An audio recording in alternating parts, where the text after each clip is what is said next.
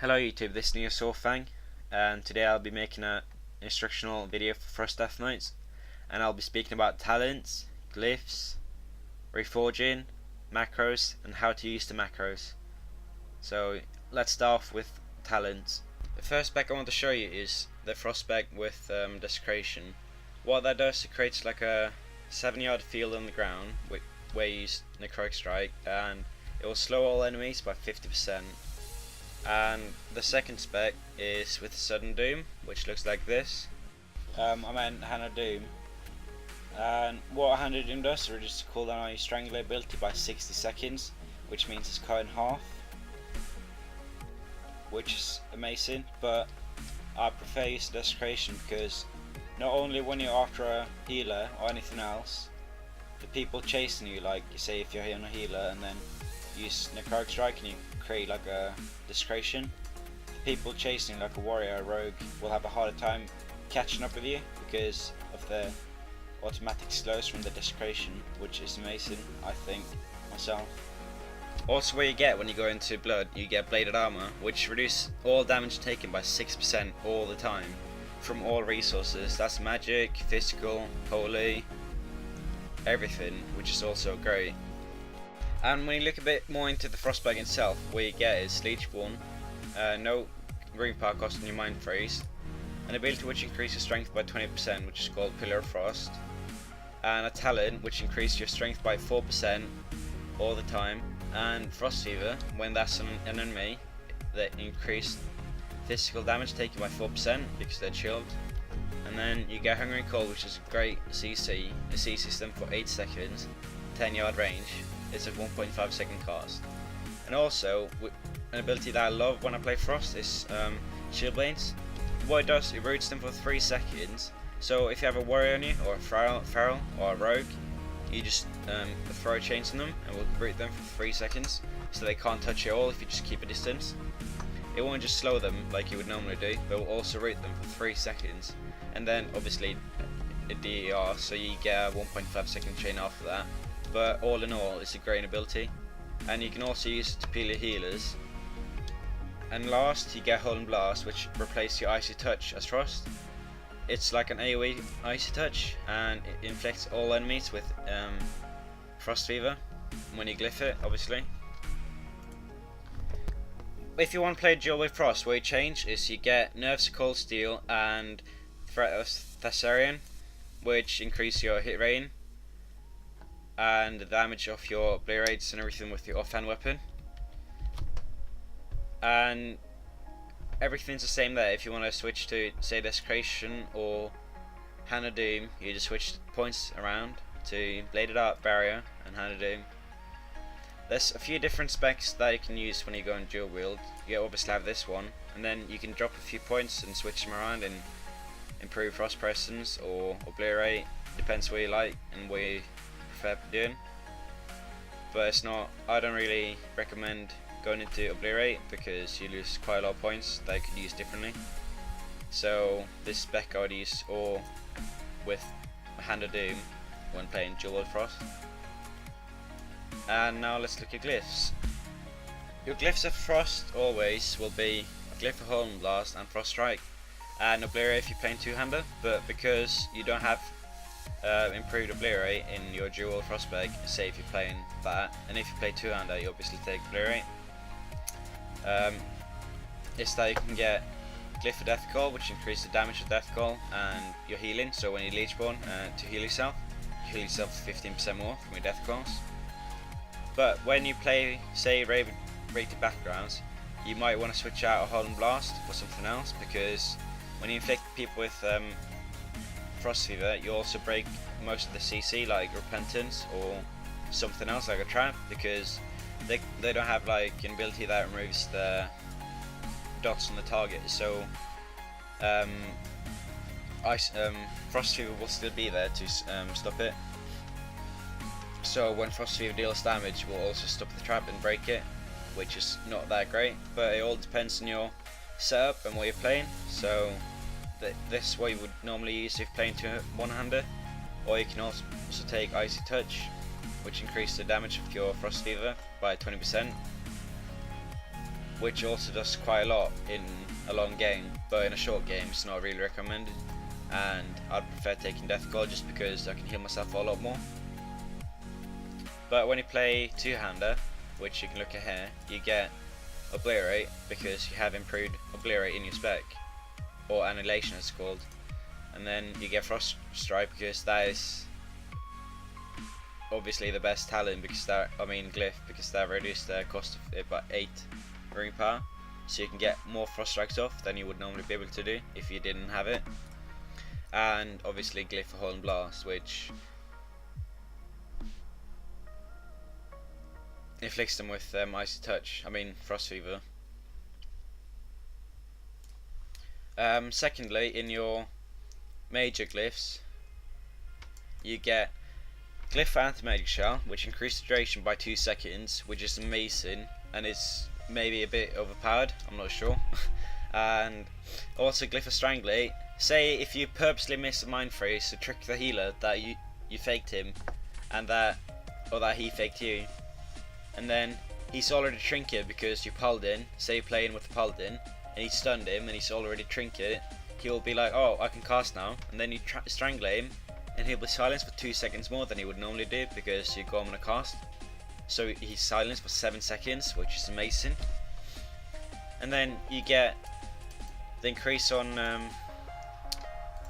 then you also get a Hungering Cold, which makes Hungering Cold cost no ring power, because normally Hungering Cold costs 4 ring power, which is quite a lot, and you don't want to spend that points, and maybe you don't have it when it's most needed to like stop a healer, or when you want to peel your healer, or you say want to stop their healer by CCing them, or you just want to freeze them all just to stop it. Then you obviously take that, and that's probably one of the most important glyphs as Frost. It's Hungering Cold and Anti-Magic Shell and Strangulate. There's really no other options to take for you than those 3. Pillar of Frost is useless because if it kind of roots you in place, so you can't move at all until Pillar of Frost is broken or is removed, which is useless. And in your minor glyphs, you can just really take whatever you want, but I prefer using Glyph for Brazilian Grip, which is also pretty good because if the ice block or bubble just when you're about to use it, it will reset the cooldown on your death grip, which I think is amazing. Because say you need it, he's quite far away and you try and grip him and he bubbles, and then you'd waste your grip and have to wait 35 seconds, or obviously a bit less if you're spec'd into it, then it'd be 25 seconds, which you obviously are always. And that's about it. Let's look at Reforging. First thing when you're Reforging is to get a hit. You want to stay as close to 5% as possible, but you want to stay above 5% so you're always hit, you won't miss with your special abilities. So anything above can be removed, but you don't want to go below 5% hit. And the best way I found this is to reforge away from hit on your gloves and keep the hit on your ring, and then reforge the crit from your relic to hit, so you get 46, and then reforge your chest into hit as well. And then when you get on your neck, reforge that into mastery, and then you keep everything else. And this is with full Cataclysmic. I have not reforged my weapon or my trinket, so when you get full Cataclysmic Deathknight gear, you should be able to get 5.11% hit. Anything above, it's not too bad, but you always want to try and stay as close to 5% as possible. If you get 5%, that means you can get more mastery, which means more damage on your frost strikes and hold and blast and everything that deals frost damage, or yeah. So try and stay as close to 5% hit as possible, and then you try and get as much mastery as possible as well. But you prioritize strength over mastery, and then haste, and then crit is most probably your worst stat as frost. But when you go dual wield, what you do, you get a lot more hit, so you can probably reforge everything away from hit into mastery, because you get extra from your talents, as I mentioned earlier, from your nerves or cold steel. It gives you more hit chance. I'll just show you right here. As you can see now, I've got 3 points in Coil Steel, and that means I get a lot more hit. So when I go into dual wield and you look at my stats, you can see that I've got a lot more hit chance now. I've got 8.11%, and that means I'm 3% over hit cap. So I can probably reforge everything into mastery, which is great. That means a lot more mastery for you. But all in all, if you want to play dual wield or two-hander, it's up to you. And now let's look at my macros. Also, before I show you any of the macros, I want to tell you that I'm going to leave all the macros down below, so for you to copy them or look at them. There are a lot of different macros as well you can use, but those are the ones I prefer doing, or that I use myself. Also, an important thing when you're using focus binds is if you don't want to use too many. Say if you have your binds on 1, 2, 3, 4. Say you have chains, dark simulacrum, death grip, all that on 1, 2, 3, 4. What you can do, you can put on shift, alt or control. It's called modifiers, and then you just press those. Say you have it bound to alt 1 to use your focus bind. You will then press alt 1 and you will use it, and it will save your lower binds instead of having to use them on non-modified burns. Like say you'd put on your focus binds on R and F, instead of just using modifiers to then save your lower binds and a lot of effort. So you can just like try and keep them on one spot. Alright, the first macro I want to show you is when you use Lichborne and you want to heal yourself. Normally what you would use if you don't have a macro for it, you would have to pop Lichborne and then you have to Death Coil yourself. But I have a macro which you can see here, which uses Death Coil on myself, so I don't have to target, I can stay on the target. My next one is a focus chain, which you can use when you're say this is the healer, and then that's the warrior, and he's coming after you. What you want to do then is use your focus chain, which roots him for 3 seconds, which keeps him off you, and it slows him for chain spice, which is 60%, which is 10% more than what desecration would normally do, because desecration is 5%. 50%.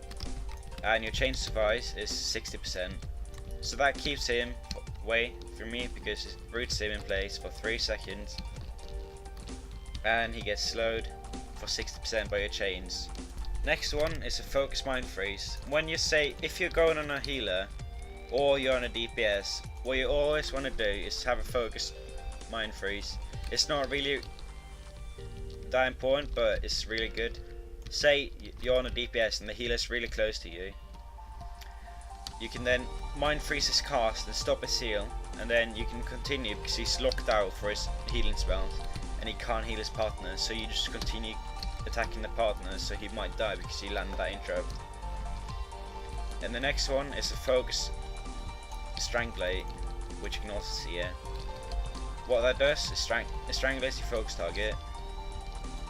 So when you're on a DPS or a healer and you got another class, if you're going on a DPS and he's already used a silence on him and there's no point, and you see him casting, which is when you want to use Strangulate, but you can also do it when he's not casting, but it rewards you with 2 more seconds than his Strangulate silence if you do it when he's casting, which they will most likely do, and they won't expect it at all to be silenced by.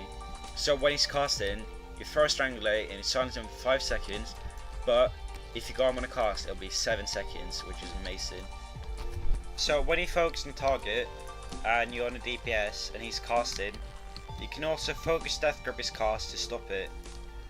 Or if you want to make a switch to him, you can also grip him in and then make an unexpected switch to the other target, while you then CC the other one, or you stop him from healing him, and then you can make a great switch with that.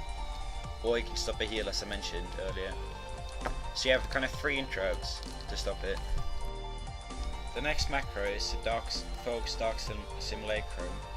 What that does, say if you find a reptile in like now, and you see him using something like Seal-Tree, that means he'll probably use his wings quite soon.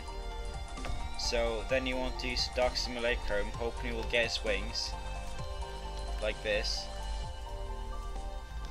and then your damage will increase by a lot, by 20% actually.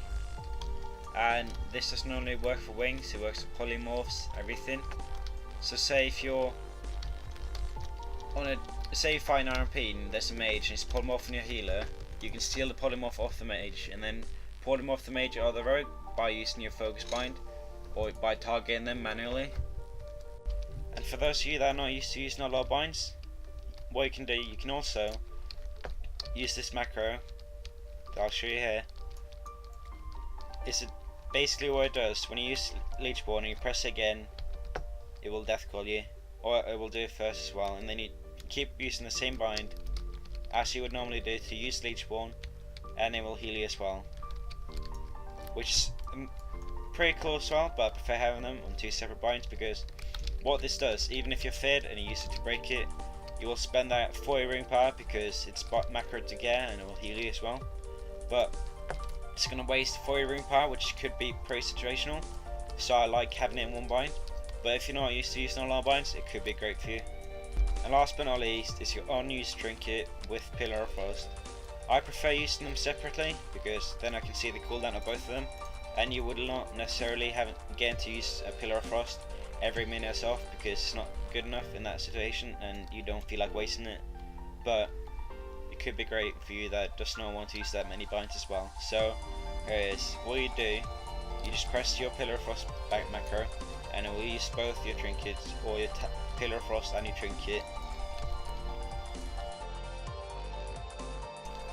Okay, we'll find the rest of the druid and the warrior in twos, and first thing you have to do is try and root the warrior so you can't get a charge off.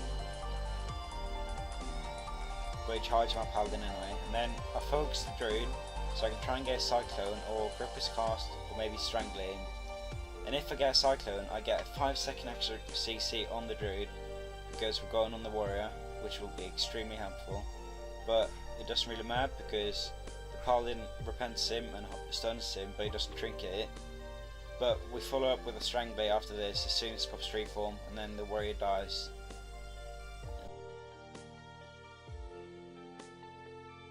So yeah, that's it for this video. If you liked it, leave a comment or favourite this video, and if you'd like to see more of these kind of videos, please subscribe. Thanks for watching.